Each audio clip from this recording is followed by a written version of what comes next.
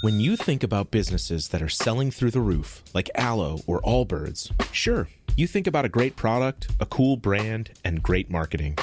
But an often overlooked secret is actually the businesses behind the business, making selling, and for shoppers, buying, simple. For millions of businesses, that business is Shopify. Nobody does online business better than Shopify. It's home of Shop Pay, the #1 checkout in the world. You can use it to boost conversions up to 50%, meaning way less carts going abandoned and way more sales going through to checkout. Sign up for your $1 per month trial period at shopify.com/income, all lowercase. Go to shopify.com/income to upgrade your selling today. That's shopify.com/income. Welcome to The Planted Runner. I'm Coach Claire Bartholic. I used to be an absolute wreck before races. My mind was swirling, my stomach was in knots, even my hands would be shaking before the gun went off. I just couldn't seem to get a grip on my own mind. But no one could see that on the outside. So when I finally ran my sub-3-hour marathon at age 42, most people assumed that it was all about the miles, the training plan, the speed work. And sure, my training was strong, but the real transformation came from something else. I learned to control my mind. How did I do that? And more importantly, how can you learn to do it too? Let's find out. Welcome to The Planted Runner. I'm Coach Claire Bartholic, and my mission is to help you improve your running, your mindset, and your life with science-backed training and plant-based nutrition. Today's episode is all about learning how to view your running in a completely different way, as a practice and not a test. You'll learn why hitting your paces in a workout doesn't mean what you think it means, how letting go of control just a little can actually make you better, and how to turn any bad run into a good one. This episode is about your mindset about training overall. If what you really need is a targeted approach to conquering race day doubts, I'm creating something for you. Be sure you are on my email list at theplantedrunner.com so you can grab it as soon as it's ready. In my own marathon journey, I transformed myself from someone who got physically sick with nerves at the start of every race to a runner that was calm, confident, and fully in control. Changing my mind was the key to achieving my dreams. At the time, I always wished there was something designed specifically for runners, something I could follow step by step for the night before, the morning of, during my warm-up, and even mid-race. So that's exactly what I'm planning now with your help.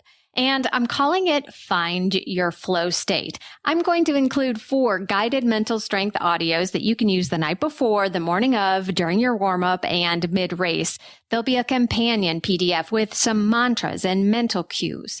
It will be designed to help you stay calm, confident, and resilient for every race. And the price is going to be pretty much the lowest I've ever offered anything before.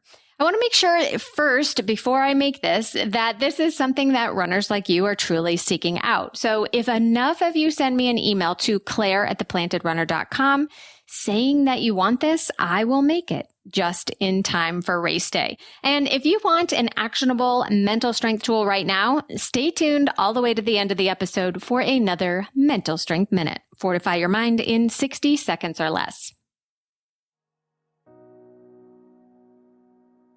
If you've been running for any length of time, you know that running is as much mental as it is physical, maybe even more. After all, it doesn't matter how strong your legs are if your mind quits before the finish line. As a coach for almost a decade, I've worked with thousands of athletes at this point, and it's really remarkable how some runners really get themselves tied up in knots over their splits, their workouts, and their races. Yet other runners seem to just go with the flow, embracing what comes, both good and bad. Sure, everyone gets disappointed when something doesn't go as expected in both life and in running. But it's fascinating how some athletes will spin a bad run into a lesson for the future, while others spin into a downward spiral of self-loathing. It's more than just having a positive attitude versus a negative one. It's a completely different outlook. Let me take you behind the curtain a little to see what I see as a coach. When I'm creating workouts for athletes, I'm trying to create a certain type of stimulation at a certain time in the cycle to elicit a certain type of growth in the athlete. This could be focusing on the aerobic system or the anaerobic system, or perhaps building stamina or raw speed, whatever makes sense for the particular phase in the cycle or the day of the week. The way we choose those paces as coaches is to extrapolate from recent race results or recent workouts using and tweaking formulas, calculators, estimators, or just taking an educated guess based on what we know of the athlete. In other words, we make up your paces for you.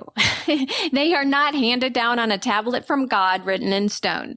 They are created with the intent of getting you to a certain level of effort to get the desired response. They also assume that you are running in perfectly cool weather with no wind on a dead flat course with the stars aligned to your zodiac sign. So when you miss your 800-meter split by a second on a hot and humid day, you are really missing a fairly arbitrary time goal. You can either blame yourself for not being good enough, or you can choose to look at the larger picture. If your effort was there, the purpose was achieved, whether it was a few seconds off or not. The written assignment your coach gave you is not as simple as run X distance at Y pace and repeat. It's far more nuanced than that. So instead of just being focused on the numbers, learn the purpose of the workout and aim for the spirit intended, whether or not the splits line up. I know what some of you are thinking. This all sounds great, but I want to hit my splits. So do I. I'll go over that right after this. The Planted Runner is sponsored by Liquid IV. You've been sweating through the summer, and finally cooler temperatures of the fall are on their way. But that doesn't mean that you should lose focus on proper hydration for running and for life. Now is the perfect time to stock up on Liquid IV's new Energy Multiplier, sugar-free hydrating energy. It's scientifically formulated to support physical energy, hydration, focused mood, and even social stamina. You already know that it hydrates better than water for your runs and your workouts, but it's also perfect for when you feel run down after a long night out, and it's what I have in my carry-on anytime I'm hopping on a flight. I especially love the blackberry lemonade flavor. Don't just power through your day, ditch the glitch with zero sugar and zero crash from Liquid IV. Tear, pour, live more. Go to liquidiv.com and get 20% off your first order with code PLANTED at checkout. And that's 20% off your first order with code PLANTED at liquidiv.com. Welcome back to The Planted Runner. I'm Coach Claire Bartholic. Look, I get it. I want to hit the splits that I'm assigned, and I feel bad when I miss them. After all, I've been given a target, and I want to get the job done. But running isn't like hitting a baseball. You don't need to be perfectly accurate to be successful. You can miss your splits and still hit the purpose of the workout. Some runners have a really hard time with the concept of purpose-based running and are generally inflexible when it comes to the numbers on the watch. Well, let's face it, runners are generally inflexible in a lot of places, but that's a subject for another episode. This is not to say the numbers are not important. They are a measure of how we're doing and if we are getting better or worse. And that's one of the beautiful things about running, is that it's seemingly so simple. Put on your shoes and try to run farther or faster, or both farther and faster than before. But to many runners, when you don't run faster one day, something's wrong. You've failed. So you try harder, run more distance, run more often, run more intensely. That will work for a while until it doesn't, and you end up breaking something physically, mentally, or both. It's challenging to let go of the numbers and use effort. People get really worked up about this idea too, probably more so than when we give them exact paces. What does a hard effort mean? How slow is an easy effort? When I say run up a hill hard for 30 seconds, how fast is that? This response is completely valid and understandable. As an athlete, I want to know if I'm getting better and moving towards my goal. So if the coach just says, run medium hard, how do I know if I'm too medium or too hard? Sure, the more you run, the more familiar you will be with what that feels like, but it feels unsettling to not know if you're succeeding or failing. And let's be clear, I'm not saying don't use your watch. I want you to use it as the tool that it is, but temper it with how the workout felt in the conditions you were given. Because your workout is not a test. It is a brick that you lay every day to build a house. If you went out there on a hard day and you ran hard, that's one brick. If you went out on your easy day and you ran really easy, that's a brick. If you rested on your rest day, that's another brick. You don't test the foundation of your house with every third brick you lay, or that would weaken the house, right? Your fitness is the same way. It can help to think of your running as a whole instead of labeling each run as good or bad or something in between. Every day that you run, you become a better runner. You are practicing your craft every time you lace up, no matter what the results are. Other activities lend themselves to this approach very easily, like yoga, for example. We say that we're practicing yoga when we hit the mat, and every time we have a session, we become better at it. There are no numbers in yoga, so there's not always a clear way to tell us if we were good or bad on a particular session.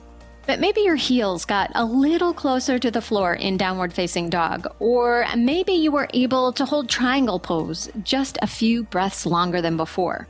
These are non-numerical signs of progress, and the only way to achieve them is steady and consistent practice. Running can be just like that, especially as we age and those magic numbers get harder and harder to reach. On easy days, think about how jogging is the very best form of practice for running and racing faster. On hard days, think about how you're choosing to push yourself through discomfort to become a more fluid and efficient runner, one that can handle the high stress of running hard without letting negative thoughts overwhelm you and slow you down. And on your rest days, delight in the thought that your body is absorbing all the hard work that you've put in, and you are building a stronger version of yourself, confident in the knowledge that good rest makes you better, not weaker. The best runners are not the ones that punish themselves day after day. They are the ones that build a consistent running practice. They learn from their mistakes, and they see every day as a small building block of a very large structure. And you can have this too. It just takes practice. Don't forget, if you need an extra mental strength boost for your next race, email me at claire@theplantedrunner.com and let me know. You'll be finding your flow state before you know it.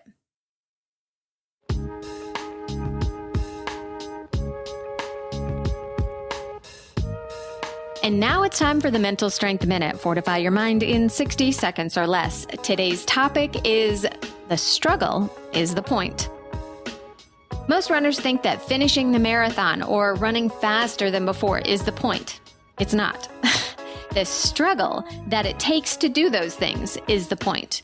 Because if running a marathon was as easy as walking across the street, you wouldn't give it a second thought.